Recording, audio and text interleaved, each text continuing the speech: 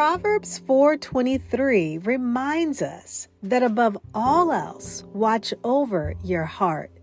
Diligently guard or protect it, because from a sincere and pure heart come the good and noble things of life. Over 60 million women in the U.S. have some form of heart disease, which is the number one cause of death in women. On today's show, I'll share 5 actionable tips that you can incorporate into your daily routine to promote heart health and boost energy.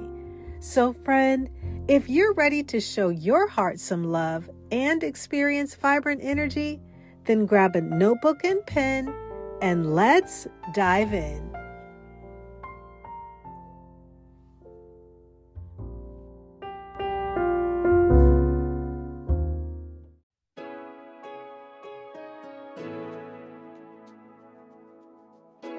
Hey friend, welcome to Integrative Medicine for Energy and Health. Are you struggling with low energy, excessive weight, chronic fatigue, imbalanced hormones, or body aches and pains that are robbing you of enjoying life? If you're ready to take the guesswork out of living a healthier life, you're in the right place. Hi, I'm Rekishia. I'm a mom, honorably retired Air Force veteran, award-winning author, social worker, and Christian alternative medicine provider. For years, I tried improving my health through conventional medicine and nothing worked until I finally found a simple strategy that was easy and fun. This podcast will provide you with natural ways to increase energy, lose weight, regulate hormones, and improve your mood. If you're ready to live, look, and feel better, grab your favorite cup of herbal tea and let's jump in.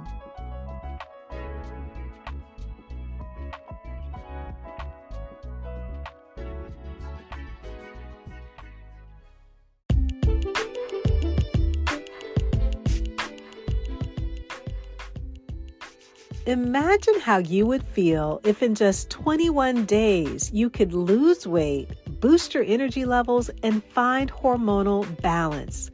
Well, I have great news for you. You can with Get Fit 21. Get Fit 21 is my monthly online health program that gives you the tools that you need to take control of your life.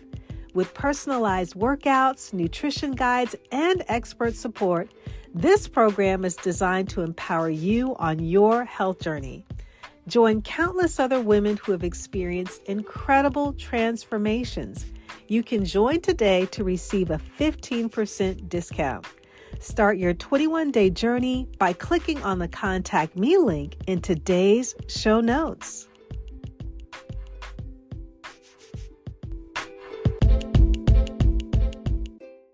There was a time in my life when I was under a tremendous amount of stress. It's what the Apostle Paul described as being pressed beyond measure. I was working full time. I was a mom. I was heavily involved in my church, serving in several roles. I was also going through a divorce, which resulted in me stress eating a lot of processed and unhealthy food. And one day, it all came crashing down on me to the point that I started having severe chest pains that would not subside. And so out of concern, I went to my doctor. I went through a stress test, and of course, my numbers were through the roof. I had an EKG done, and I remember having to run on a treadmill. And when I think about that, I don't know how safe that was, because if my heart was already under a lot of stress, I was putting it in a more stressful state. But simply put, my doctor told me that if I didn't make changes, that I could in fact have a heart attack. It was also found at that time that I had heart arrhythmia. And this news really jolted me into thinking about how I was not taking care of my heart, and that I had to make changes. And so I want to share 3 of the most common types of heart diseases that are found in women. They're coronary artery disease, heart failure, and arrhythmia. Now, with coronary heart disease, this happens when the blood vessels supplying the heart muscle become narrowed or blocked due to the buildup of plaque, mainly composed of cholesterol and other substances. And this restricts the blood flow to the heart, leading to reduced oxygen supply and potential damage to the heart muscle. And some of the risk factors include high blood pressure, high cholesterol, smoking, diabetes, as well as a sedentary lifestyle. Other factors that affect this are hormonal changes, particularly as we are transitioning or in menopause. This can contribute to an increased risk of coronary heart disease. That's because the decline in estrogen levels can lead to unfavorable changes in lipid profiles, which promote the accumulation of cholesterol in our blood vessels. Now, these hormonal changes can affect blood vessel function as well as contribute to the development of atherosclerosis, which is a key factor in coronary heart disease. The second most common heart disease in women is heart failure.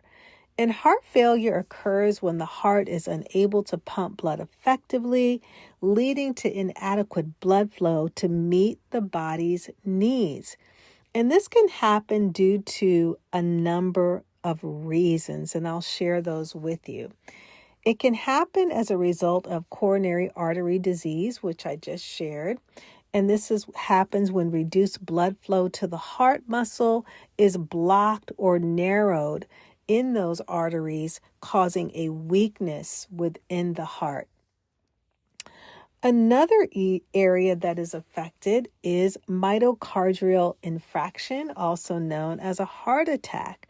A heart attack can damage part of the heart muscle, which impairs its ability to pump blood effectively.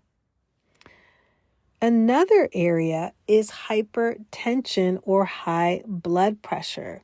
And persistent high blood pressure forces the heart to work that much harder, eventually leading to weakened heart muscles. Another reason why heart failure occurs is cardiomyopathy. Now, cardiomyopathy refers to diseases that affect the heart muscle, making it harder for the heart to pump blood effectively. And this can result in heart failure by making the heart muscle stiff, thickened, or weak. Another reason for heart failure has to do with valve disorders. Malfunctioning heart valves can lead to increased workload on the heart, causing it to weaken over time.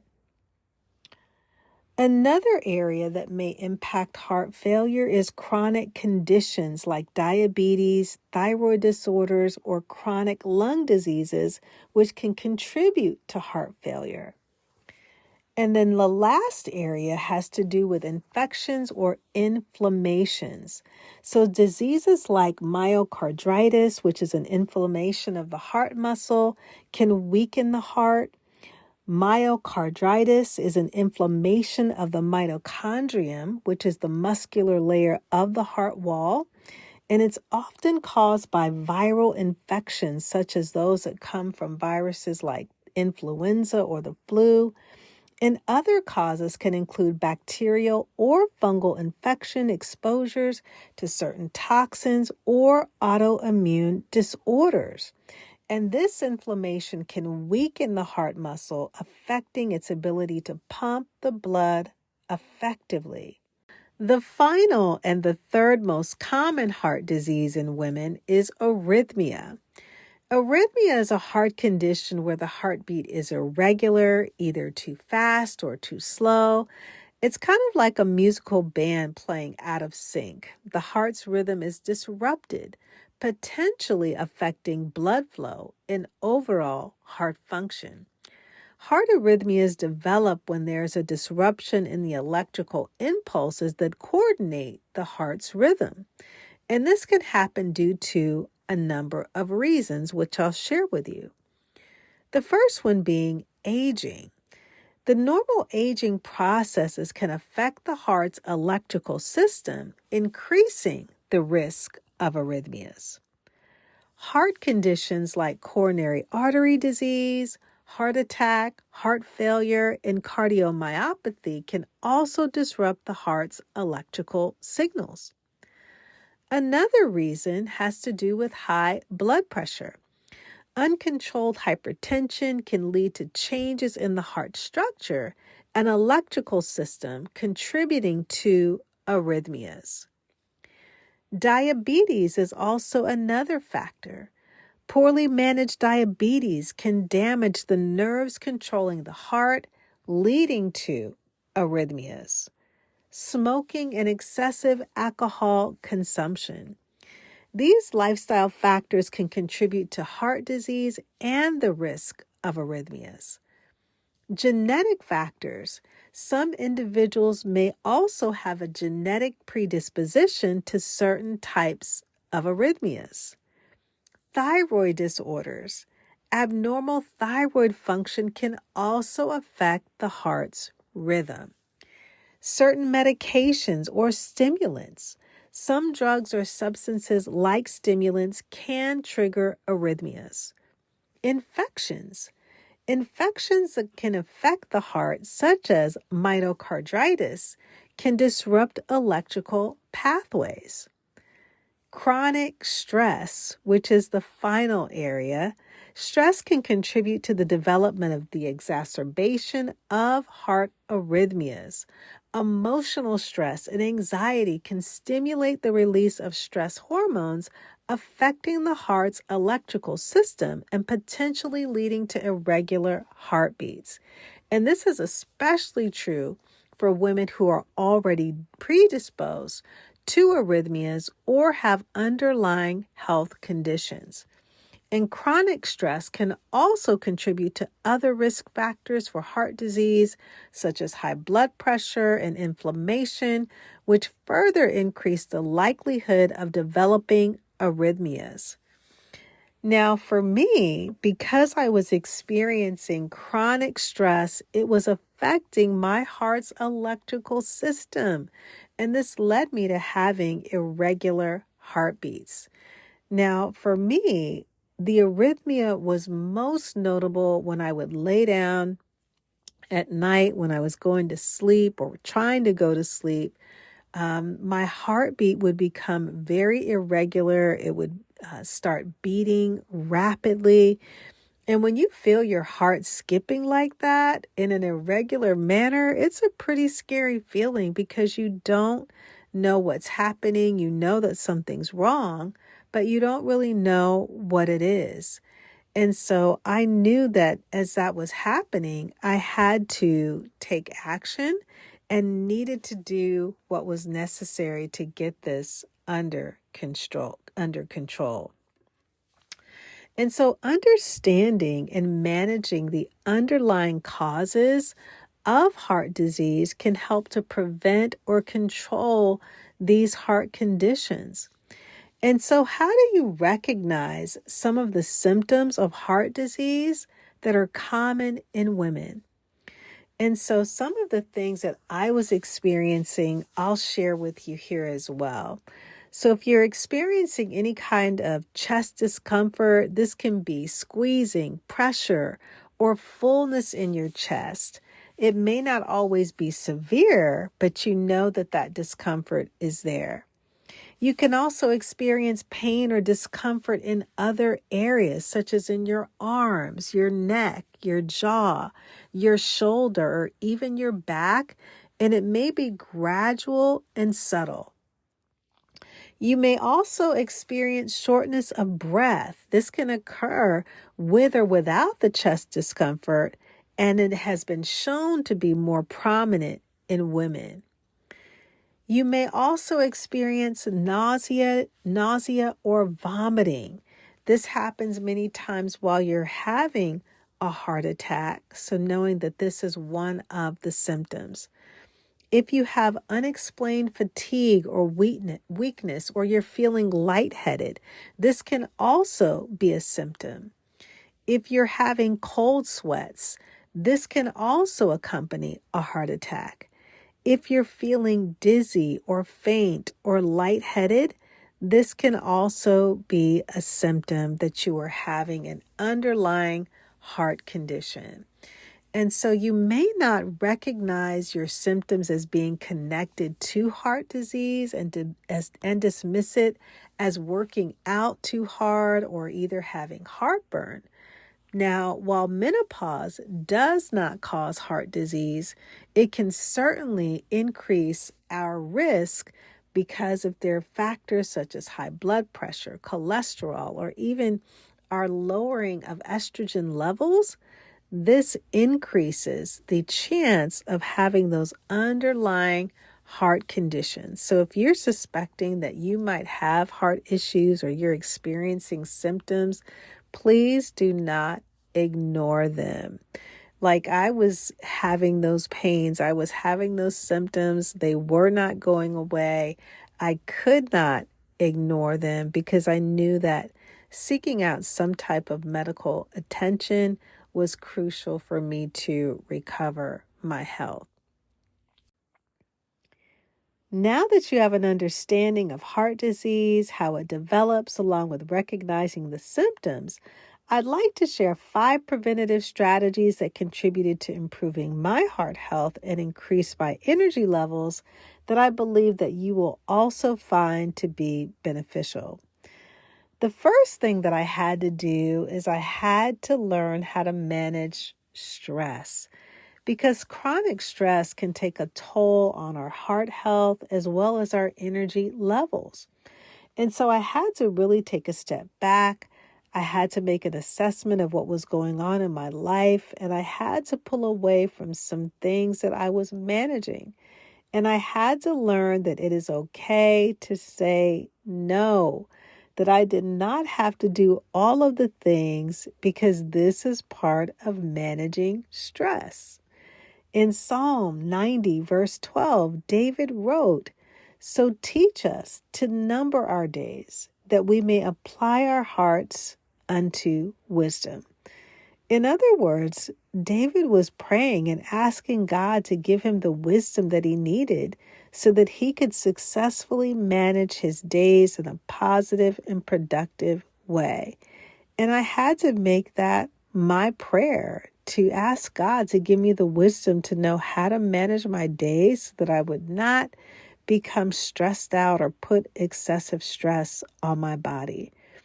And so I was more intentional about practicing stress-reducing activities, such as setting aside time for prayer walking, journaling on the beach, meditating, and engaging in deep breathing exercises.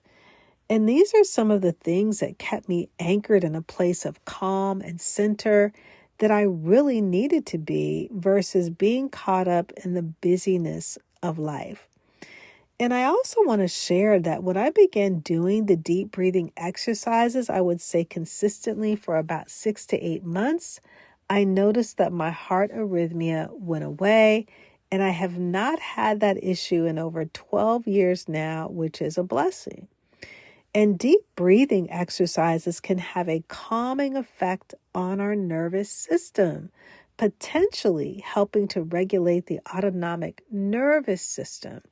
And the autonomic nervous system plays a role in controlling involuntary bodily functions, including our heart rate and our heart rhythm.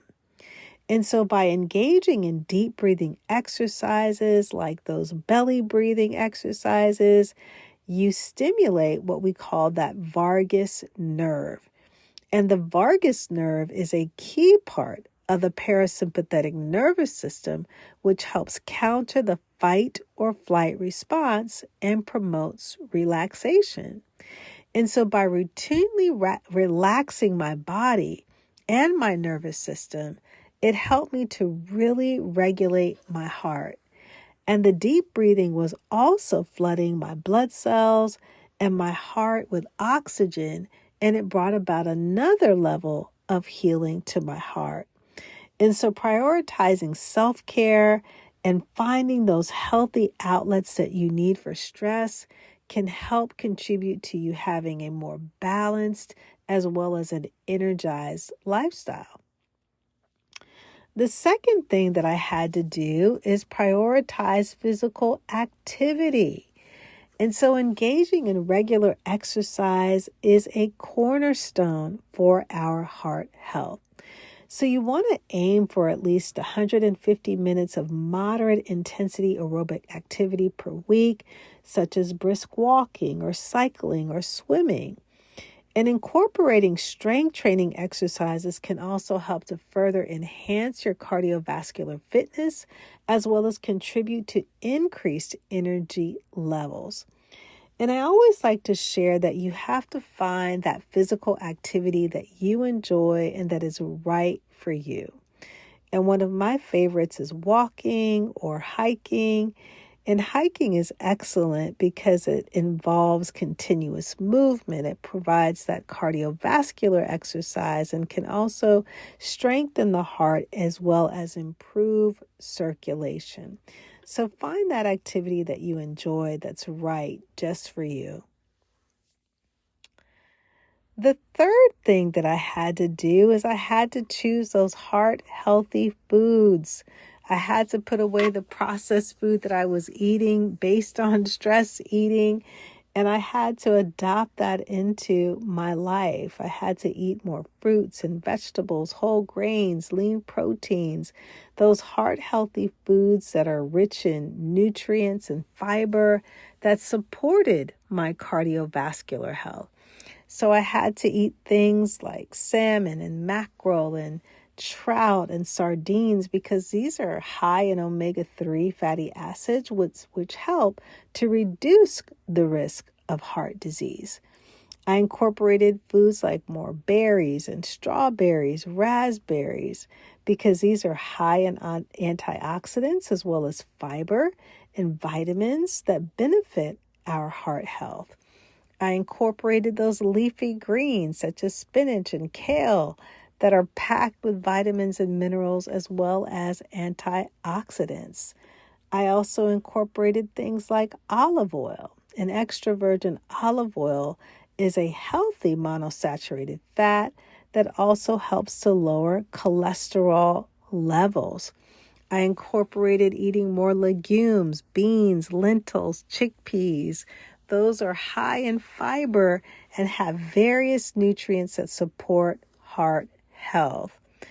And so if you have challenges when it comes down to eating or incorporating more fruits and vegetables into your diet, you may also want to consider implementing a fiber supplement such as Unicity Balance. And this is a delicious pre-meal drink that is a patented fiber matrix blend that includes bioactive plant compounds, polysaccharides, as well as micronutrients.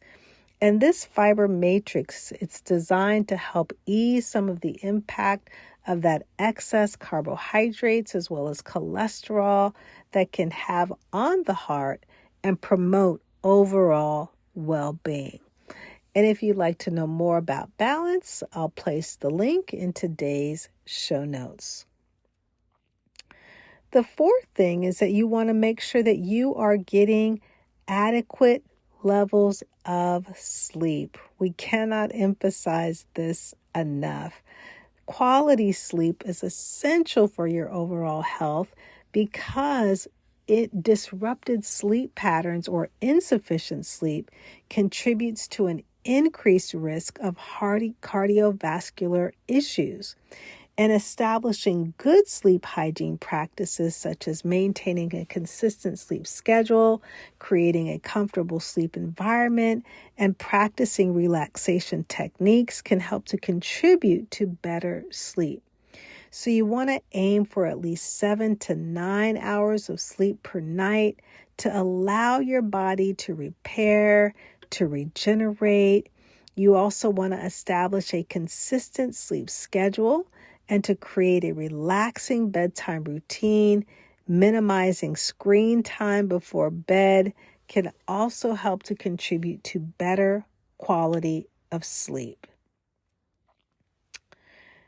And the fifth and the final thing is that you want to make sure that you are monitoring your blood pressure as well as your cholesterol levels, making sure that you're getting those regular checkups that are essential for monitoring those key indicators of your heart health, such as your blood pressure, your cholesterol levels.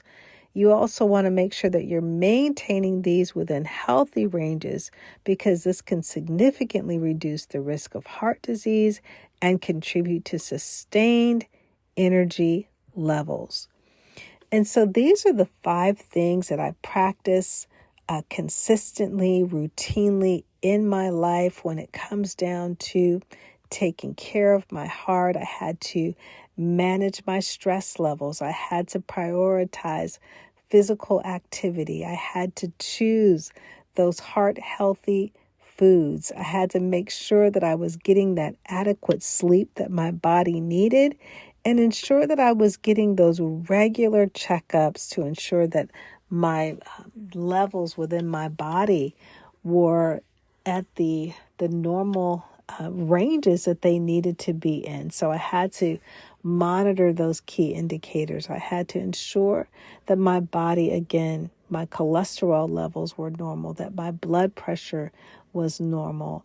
And so again, these are the 5 areas that I had to change, that I still practice to this very day, and hope that you will implement these in your life and find them beneficial to taking care of your heart health. And so let's wrap it all up. By adopting these healthy heart habits, you can take proactive steps to enhance your cardiovascular well-being and boost your overall energy levels. Incorporating regular physical activity, maintaining a balanced diet, and managing stress, prioritizing sleep, as well as monitoring those key health indicators, can pave the way for a vibrant and energized lifestyle. Remember that these small changes can lead to significant improvements in your heart health and overall well-being. I'll leave you with Psalm 73:26. My flesh and my heart may fail, but God is the strength of my heart and my portion forever.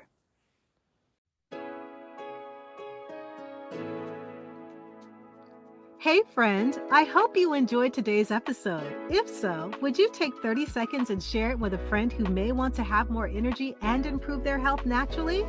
Also, I would love it if you could leave a quick review for the show on Apple Podcasts. It blesses me tremendously to know that this podcast is helping you. Alrighty then, it's time to go make a protein shake and go for a hike. No more days of feeling tired and drained. I'll see you in a few days for another episode. God bless.